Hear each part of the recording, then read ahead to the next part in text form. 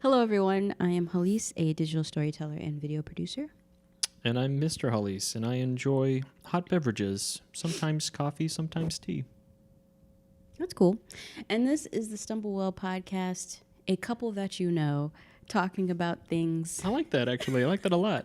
Yeah. A couple you may or may not know. Yeah.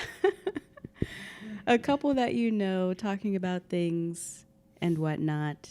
You're going to stumble through life. Why not stumble well with us? Roll the beginning.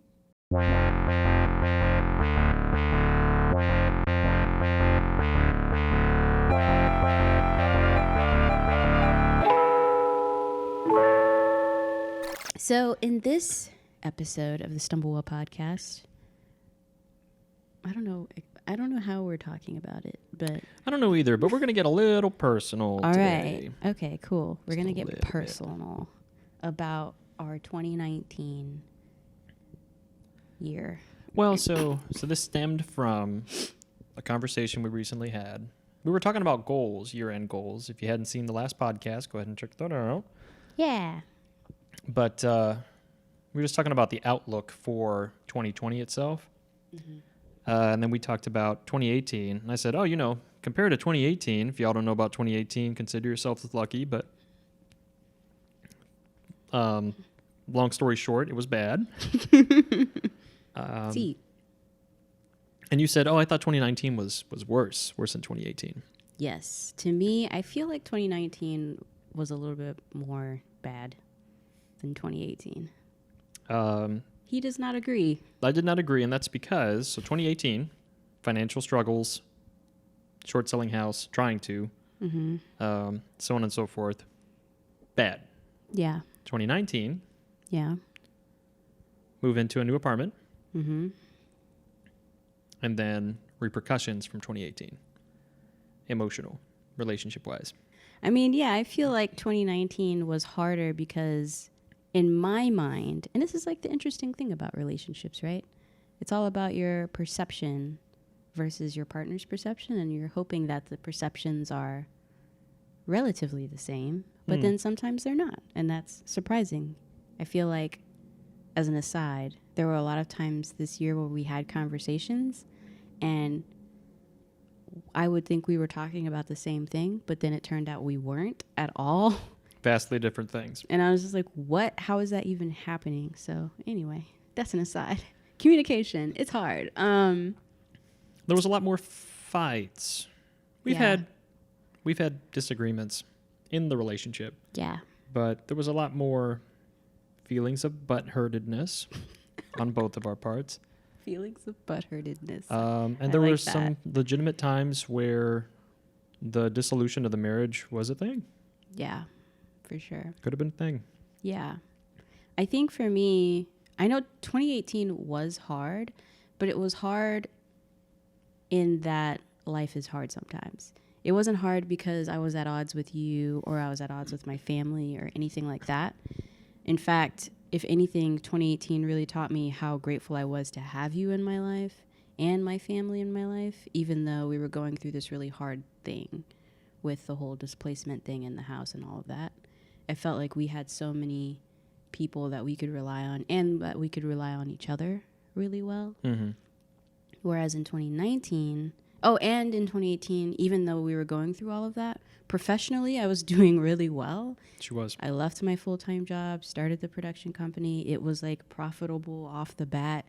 And so to me, 2018 was just like, this is what life is. You can be doing well in some regards of your life and then not be doing well in other regards, or like be doing well in spite of things that are happening to you. You can still be doing well. Whereas in 2019, professionally, on paper, the company did do well this year. We made a lot more money. We did a lot more, but it was very, very stressful, and I was not happy for most of the year in my professional life because I was just always really stressed out. And on top of that, I felt very alone because we were also in this friction stage of just figuring out what we were to each other at all anymore. So, and jumping back for me for 2018, yeah, we were displaced and we were surrounded by people. Like, yeah, we had to work hard to see the blessings through the failures. So for me as a man, you know, I had the whole, I can't provide for my household to the point where, you know, we can live on our own and support ourselves, because we were living with family / a set of parents. It felt like I had regressed back to, like, you know, adolescent, teenage years where I was dependent on other people for things, not necessarily finances, but just to keep a roof over my head. And then living with your parents, even though they were not my parents, still felt like living with parents. So Right, yeah. I was dealing with that. 2018 professionally, I was not in a good spot. I was not happy with my job. And so I felt like a lot of the challenges that you had in 2019, I was facing in 2018. Yeah. And I did not have like the professional successes that you did. But yeah, 2019, there was a lot of friction between us. It makes me think, man, I was not empathetic enough to you in 2018. I feel like now that I Wait, do I have boogers? No, you're good. No boogers? Okay. Now that coming, you know, to the close of 2019 and going into this episode probably won't go live till 2020. So coming into 2020 and knowing just everything that I felt in 2019 professionally, I now feel like, damn, I like just didn't help you enough. Because I feel like you really tried this year to like help me. You tried a lot. Oh, I will not allow anybody to stand up and say that I did not do that. Because I was your coach. I was in the kitchen cooking dinner. Yeah. We were both drinking, coping from the day, and I was the one hyping you up. Yeah. Yeah. I was the one saying, you know, don't let anybody dictate your narrative, so on and so forth. You're worth all this stuff. Sometimes it's hard to look outside yourself, even in the relationship. That's true. So much so that sometimes you have to get help. Yes, so we did actually. And I'm going to go ahead and put this disclaimer out. In a much earlier podcast episode, when it was still the Beastcast. Probably one of the first ones. Yeah, it was like, one of the first ones. At least it's been the first 5. I think I had, you know, I wasn't mocking, I don't think, but I had scoffed at the idea You didn't mock anything. Well, I mean, I had scoffed at the idea of, you know, premarital counseling. Like, I mean, yeah. Or even kind of like counseling in general. I don't know. I don't know what was wrong with me. I don't know what state of mind I was in, but I was just kind of brushing it off. Mm-hmm.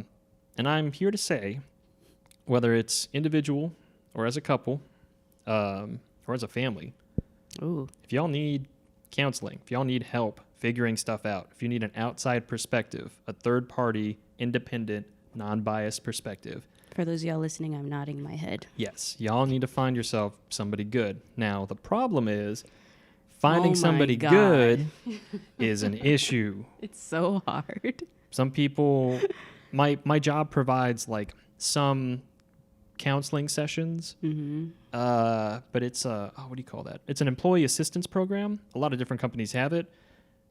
It doesn't pay much, so a lot of counselors aren't going to take it. Right, yeah. So it's either like getting that and trying to find your way in with an appointment. It was just a big mess, man. Hey, everyone. Thank you for listening to this episode of the Stumblewell Podcast. Thank you. If you're new here, make sure you like this video, or if you're listening to us, I don't think you can like things on there, but you know, whatever it takes to like, comment, share, all that kind of stuff. If you're watching us on YouTube, please subscribe or follow us if you're watching us on Instagram as well. The other thing you can do is let the ads play. That really helps us out a lot. Please. That helps us out a lot. And then thirdly, become part of our production team, patreon.com/Hallease. There you get early access to all of these Stumblewell episodes, as well as private weekly videos from me where I spill all the tea on our life and other such things. Apparently, yeah. And that's it. Yeah. I mean, I guess we can talk. If y'all are interested to know, like, tips we may or may not have, or not any type of authority about finding a therapist, let us know and we can make a Stumblewell episode about that. But in the meantime, a tangible takeaway, and I'll link to it below. Evelyn from the internets, here on YouTube and on Instagram, did a whole thing about how she found her therapist in her IG stories, and it's really good. And so I'll link to that. And I think she put it in her highlights at the top so people can go and see it, because especially if you're of the melanated variety, finding a therapist is hard. So there is, in part of it, 2018, you were actually one of the one that I pushed to try to go and see therapy. Right, yeah. First, and you saw somebody, but they were not of the melanated variety, as you say. Yeah, they were not. And so you felt like you could not be as truthful or as honest with your answers. Right. I definitely felt like I had like a shield up. A big part of trying to find a therapist or a couples therapist this year was finding somebody who was in San Antonio and also Black, which is hard because that's not a large subset of the population here. But we found one. Yeah. We will link in the description box below, or maybe not even link, just have it there. There is a collective nationwide of a resource. It's like, I forget what it's like, Black therapists. Oh yeah, and they're on Instagram too. They give out, it's like Black Therapist Network, and so you can find. Right, and that's an awesome resource. Mm-hmm. We'll have it listed if you all need something or if you want to look into it. Yeah. I think that's an awesome idea. They have a podcast as well. I think the woman who founded it, and it's amazing. Yeah. We talked a lot. There were times in the relationship where we just kind of had like ultimatums with each other, which is interesting because at times we always mentioned that, when one of us was having a bad day, the other person was strong enough to sustain it. And I think we were just both tired of the way that we were feeling. And so we both kind of weren't sticking up for the relationship. Yeah. And so the relationship was in danger then. So a couple different ultimatums. No one like storming out, no like screaming matches or anything, but yeah, we don't really, that's not how I feel like if people saw us having a fight, they wouldn't realize we were fighting maybe. Which is what happened last year. Yeah. I mean, I thought you were going to leave me at some point, and I think you thought the same thing. Yeah. And we finally got the communication down to the point where we could talk about things and not come at it from a place of hurt.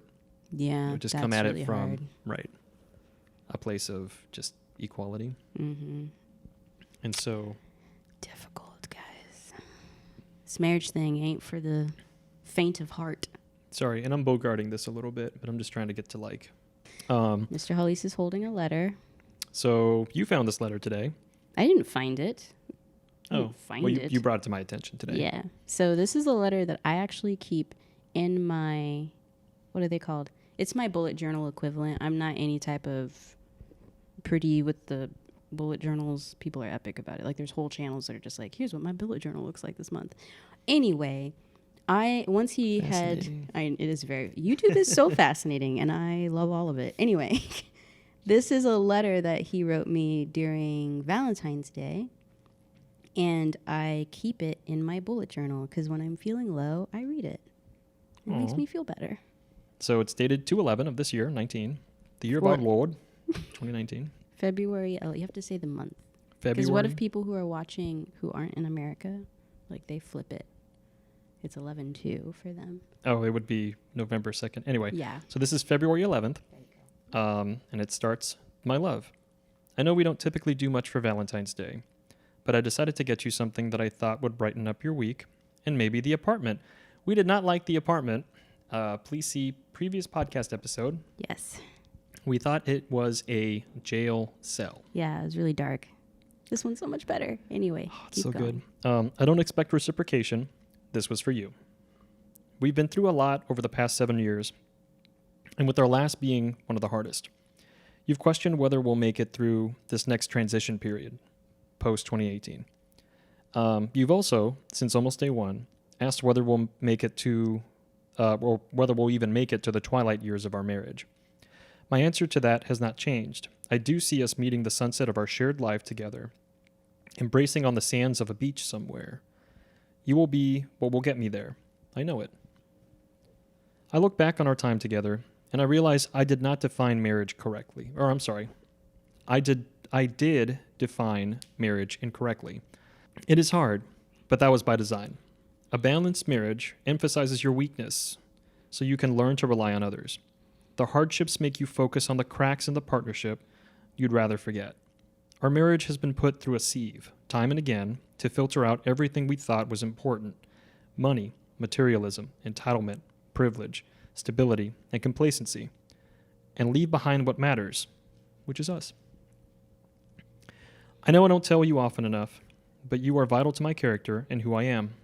You are the reason I press on in jobs that drain me. You are the reason I do those tedious chores like dinner and grocery shopping, because I love to see the look on your face when I really nail that recipe, or when you're weary from the outside world and a decent dinner is how I welcome you home. When you ask me why I'm with you, I never have a good answer. I was drawn to you. I knew, not because of any credit to myself, but from an overwhelming feeling that you were who I was meant to be with. And this is not on the letter, but I still feel that way.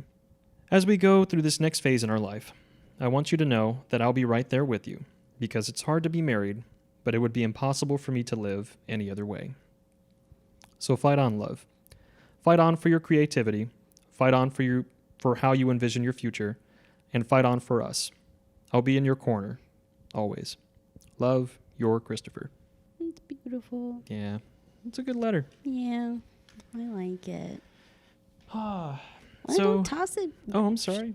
Place it okay. beautifully. Place it gingerly Yes. down. Yes. It's in danger of the tea there. Oh, okay. I'm kidding. Be gentle. I think I saved it. With my love letter. Just thought that was interesting, sharing some of that. Yeah. And I think we had mentioned in an earlier podcast, again, that we're not trying to present this perfect couple to people. I mean, we got problems. Y'all got problems. Doesn't? Yeah. Who doesn't have problems? The reason why we started the podcast this way, we're kind of segueing away a little bit, was there was a TED Talk that talked about research that tried to recreate love, or try to create love in a lab. And it's based on the research. 36 questions were made, and they start a little bit more generally. So, if you were going to have a dinner, kind of stereotypical. So if you were going to have a dinner with anybody in the world, who would it be and why? Mm-hmm. And then it just starts getting more and more specific and intimate in nature. It's like speed dating, but with the same person. So you're just rapidly getting to know somebody that much faster. Is it just like, because I didn't read or listen to the TED Talk at all, so is it just more like skipping over all of the fluff and getting into sort of the deeper conversations that happen over time? Sort of. I mean, because so much of dating is just cutting through the awkwardness. Mandy Len Catron, Can You Jumpstart Love? That specific segment just jumps off into like a little 12-minute listen. But if you wanted to listen to it, you could, that's a good jumping off point. Okay. And the type of dedication that we've showcased, even in this year, where we were, tested and then went back and forth a little bit and then re-solidified with each other. Mm-hmm. Do you think that type of thing can be, regardless of the research, I'm just trying to, make a point. Do you feel like that can be created in a lab or like in a sterile environment? If after 36 questions, somebody feels like they know another person enough where they could weather this. Oh. Sorry, I just that's realized, an like, oh, wait. What am I trying to get at? Yeah. Or is this marriage, is it like a good sword? Well, that's probably not the best way, but it's like a trusty knife, loses its edge, resharpened. Or is it just, is it something that gets better over time? Mm-hmm. And you need that wear and tear on it to make it feel like it's yours? Yeah. That's interesting. That's hard to answer, because I think if this year had happened earlier, we would not have made it, because I think I would just be too done with everything. Like, I wouldn't know you well enough to know that, it's It's just all a process, and you just have to work through it. And I think so much about working through this type of thing is that you've probably had a bit of a backlog to draw back from. Like sometimes you do have to rely on the fact that, okay, I know that I married someone who's responsible and loving and respectful and all those things. And so I need to just rest on that. And that's it, you know? And know that I made a good decision in my life then and now. So that question, I feel like, was destined for failure because I feel the same way. But no, I mean, after, no matter how detailed or whatever the questions are, and I don't think that's what the research was designed to do. Right. But I don't think you could weather, like after those 36 questions, if you could weather what we went through. But I don't think it's trying to recreate marriage. I think it's trying to recreate love. So then the follow-up question is, do you think that creating that sense of intimacy if that would influence how you see somebody? I think the study was, and the questions are designed to simulate that sensation of intimacy that you feel with somebody that might make you feel like you're in love. Okay. And so the thing that sparked for me that night when you and I were talking and it just felt so natural was that You're talking about when the first night we went and hung out together? Hung out, yeah, I would say. Yeah, okay. It was such a strong moment for me because I knew that it felt like I knew you. Without knowing you. But I didn't even know that much about you.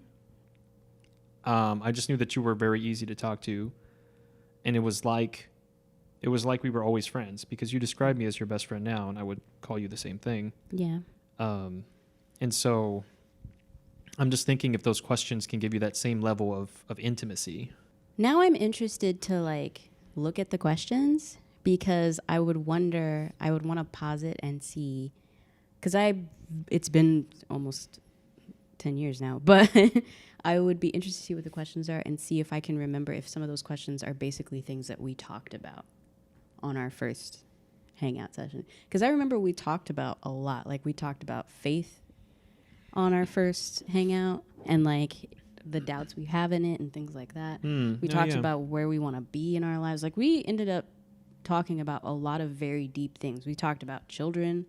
And guys, we weren't even, or at least he was trying to entertain dating me. I was not. I was just talking. Oh, no, this was before that meeting. Oh, You're thinking about the wrong meeting. Which meeting are you talking about? So I was still technically with my previous girlfriend. Oh, you're talking about that. Yeah, we talked about a lot of semi-deep stuff at that thing, too. My bad. It was just me knowing, like, just talking to you. I was like, holy crap, this is super easy. This is weird. It's never been this easy. That's an anomaly. And so it was just a little flag. Oh, okay. Interesting. I would be interested to see what the questions are. We don't have to do it now, but okay. I'd be interested to see what they are. I don't know if you can really simulate. I mean, I guess you can simulate falling in love with someone. I don't know if you could do it in a lab. I think you'd have to be more of like, you know, lower the lights, put on some candle. You know what I'm saying? Like, I think there is something to be said for setting a mood of expectation. I think creating love, like when you say creating love, it sets like expectations in your head. Like it's you can force any two people into the situation and it would work. I think the questions are probably more just designed to get you both to talk about things. And so long as there's not something instantaneously grating. Yeah. So I think that it's possible to feel that level of, I don't know if it's comfort or... How do you define intimacy? Because I have friends that I feel very intimate with. Like I feel like I can tell them a lot of things. But why do you just feel like that's because you know them or? Yeah. Yeah, I guess it's because I know them really well, or I feel like I know them really well. And I feel like most of the friends that I'm really intimate with now are also freelancers or on YouTube or something like that. So we have a shared sort of understanding of what the ups and downs of that struggle is, you know, so they can talk to me about issues they're having with that and then vice versa. And we can both like be each other's cheerleaders or whatever. It's like community building in a way. I think you can establish a foundation of intimacy with someone, and then it takes the time and continued commitment. Because the other thing, so on YouTube, I have a photo of you, and you're in the old apartment. Is right when I got, not this lens, but the 85 millimeter. It's a little bit of a tangent. Sorry, y'all. 85 millimeter, and I was testing it out, and this is when we were still constantly on the phone with the bank about stuff, and I caught you sitting on the bed, and it's a portrait, and like the door is cracked open, so you kind of fit. You remember the photo? And you're like in your scrubs, you just got back from work, and you're having to talk to them, and it's like a whole thing, and you look strained and tired, all that stuff. And I took this portrait of you, and I remember putting this caption up because in taking the portrait, I realized that you were different. You were a different person. And a lot of that was because of the experiences you had with me over the course of the year, but also just in general, people, I think foundationally you are the same, but over time you just like expand or change in, like, there are variations of you that happen. And so in marriage, it's about learning to live with and be with the new variation of your partner. And the only way you can do that is if you've like built the foundation of knowing things over time. So that was a long-winded way to say people change. The only constant is change, and you have to like have something to fall back on when you're both changing, and maybe changing in a way that's kind of out of sync with each other. Dating now, like modern dating, you're going out and you're waiting for that connection, like, or that spark, or just like, oh, I think there's something there. I think there's something there. Right.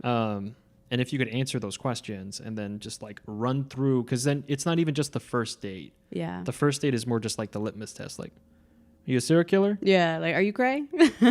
Okay. Childhood's okay. Yeah. Killed a couple too many cats. Yeah. Yeah. Can't do it. Can't do it. And then it's like, okay, first date, fine. Second date, third date. And it's like after the third or fourth date, then it's like, yeah, I mean, is this going to go on? Is this not going to go on? I feel like that's how it is. Okay. But if you could just answer 36 questions right off the bat, and you're like, yeah, I have a good feeling about this person. Okay. Maybe you could cycle through it a little bit more. So you think this is like a good just thing for the singles potentially to have and work with? Not if it takes hours like the TED Talk describes, but it either is or isn't. Yeah. Schrodinger's marriage. Yeah. Oh, sure. I mean, if you don't feel like that person is who you want to spend the rest of your life with, if that's your definition of, are they the one? Mm-hmm. Then what's the point of dating anymore? And it's like that point becomes the domino. Like then you have to put yourself in that situation. If I answer no, am I okay with this relationship ending? Ah, okay. It's like, because if you just want to wait and see for a few more months, a few more years to see if he is the one, then like there's no point, like there's no difference between engaging in the marriage or not. Because you can still be in the marriage, and then just because there's the interpersonal pressure and the societal pressure to stay together, I mean, it's not super glue. Right. You can dissolve the marriage. Yeah. So people with like on marriage 3 or 4, the other people were not the one, but you do not know until it's past. Nobody, I mean, you're always going to doubt, like, holy crap, am I ready to take this commitment? Which you should. I think you should ask yourself that. Yeah, I mean, there's nothing wrong with having that doubt. But if you're wondering, is this person the one? Yeah, that's a lot of weight. It's like, in dating, it's like, is this person the one for me to date? That's a lot less pressure than, is this person the one that I should be in this relationship with? And and this goes back, I'm falling into the same line of argument. So if you feel like you don't want to date that person, or if you feel like, I don't know if this person's the one, it's like, okay, do you want to linger in that marriage? Or like, do you want to linger in that relationship that you don't know that they're the one? Yeah. Are you doubting too much, or are they actually not the one? You just got to figure that out. Maybe you're thinking about it too hard or not. I don't know. It's just... How fascinating. Your mind is so beautiful. I just don't... because even in the language you're using, it's very like, you're trying to get as close to the present as possible in the language you're using. Like, because you just said, in dating, is this person the one I should be dating? Like, you're making it very like, in this moment, where I think it's just for some people like myself, it's very hard to be that present. I'm way more just, I remember our friends that got married, the main reason, and we've talked about this on previous episodes, the main reason why 2 of our friends have gotten married way later, it took a while, but they did, and they've been together like 5-6 years before they got married, was because one of them was basically like, I can't plan my future because a lot of the things I want to do with my life are kind of not contingent upon this relationship, but knowing, if I know for sure that I am in this for a long haul situation, then now I can plan these other aspects of my life. So what are we doing? You know? Yeah. So they came to that point where you just think this is it. Yeah. If the answer is no, then we discontinue this relationship. Because I think, and I'm guilty of making things nebulous and overly complicated. Like I know. So me saying this, take it with a grain of salt, but sometimes you just get so wrapped up in, it's like, holy crap, this is such a huge decision. The rest of my life is involved in it, finances, this and that and whatever. And it's like, stop. What's going on today? Do you want to continue the relationship tomorrow? Yeah. Yes. Like, okay, now that yes, we're going to further complicate it. If that yes is tied to getting married, so you like this person, you like the relationship, but to continue it, you have to be married because that's what they want. Okay, yeah. So you have to ask them, are you okay with not being married? And if they answer no, then it's either get married or end the relationship. Right. So if you don't want to end the relationship, the person wants to get married, and you're not sure if they're the one, then you need to figure something out. Yeah. Okay. It isn't. Then it's like a link tree with you. Yeah, I mean, it's a decision tree. It's like, it doesn't matter. Tree, yeah. Is this person the one? Doesn't matter. Do you like them enough? Do you like them enough, or do you want to go back into the dating pool? Well, I like this person. Wow. It doesn't mean like. Do you like them enough? Well, I mean, are you afraid? Fascinating. Are you afraid of being alone? But then you have to just answer that. It's like, am I afraid of being alone, or like, yeah. do I just like this person that much? There's a level of self-awareness that I think you kind of have to have that maybe people don't have. It's just the relationship will end or it won't. Yeah. So it's like, if you want to continue the relationship, then you got to proceed to page 7. Choose your own adventure. And if you don't, start from the beginning, which is what? Dating. Yeah. So what is our tangible takeaway for this episode? / question. I don't know. We talked about a lot of different stuff, I feel like. Are you thinking about using the 36 questions on your next date, maybe? Oh. Or would you entertain that, or would you rather just date classically and let it evolve organically? Here's a better question. Ooh, okay. Do you think that love, quote unquote, can be created in a sterile environment? Or do you have sort of a romanticized view of it, that you expect sparks to fly? Right. I mean, do you need sparks, or would you be okay with a small ember, or just like, what do you call it? Like a flint, a feeling, a fire starter, or like matches? It's like, do you need to feel the spark, or do you feel like matches are not cheating? All that to say, don't play with matches. Stumble well, stumble on. We'll see you next time. Bye. Bye.